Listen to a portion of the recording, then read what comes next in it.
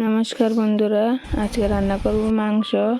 কম তেলে কম মশলা কিভাবে রান্না করি দেখুন। এদিকে মাংস ধুয়ে পরিষ্কার করে নিয়েছি, এদিকে আলু কেটে নিয়েছি, এদিকে পেঁয়াজ কুচি করে নিয়েছি, আদা কুচি, রসুন কুচি আর পাপ্পা কেটে নিয়েছি। এদিকে মশলা দিয়ে দিচ্ছি, জিরা ধনিয়া, হলুদ গুঁড়া, মরিচের গুঁড়া, দিয়ে দেবো লবণ, এখন দিয়ে দেবো পাপ্পা, দিয়ে দেবো আদা, আলুর দিয়ে দেবো পেঁয়াজটি আস্তে আস্তে পেস্ট করে কেটে নিয়েছি। মেখে নেবো ভালো করে।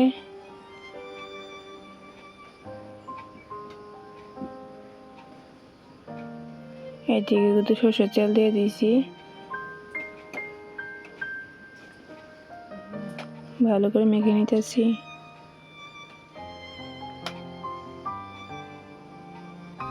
এদিকে মাখা হয়ে গেছে গা, এদিকে কুকার বসাই দিছি, কুকারে মাংস রান্না করব।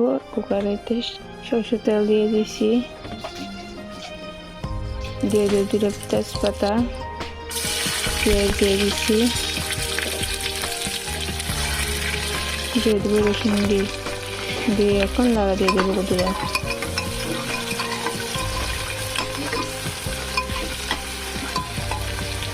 এদিকে পেঁয়াজ রসুন ভাজা হয়ে গেছে গা, এদিকে মেখে রেখেছিলাম মাংসটি দিয়ে দিতে আসি।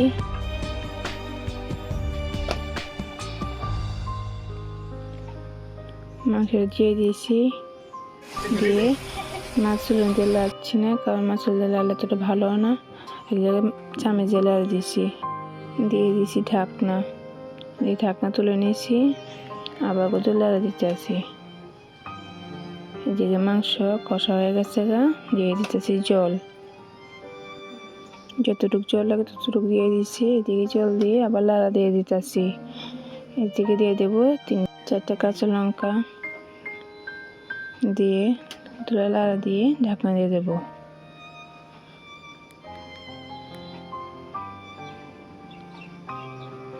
দিয়ে দেবো 5টা সিটি।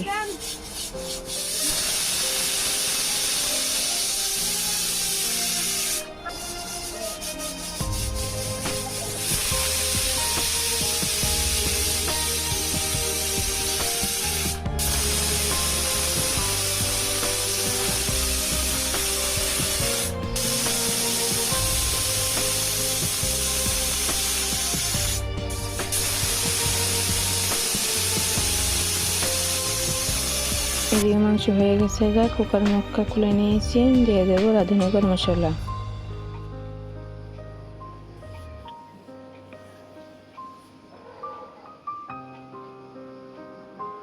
মশলা দিয়ে লাড়া দিয়ে দিয়েছি।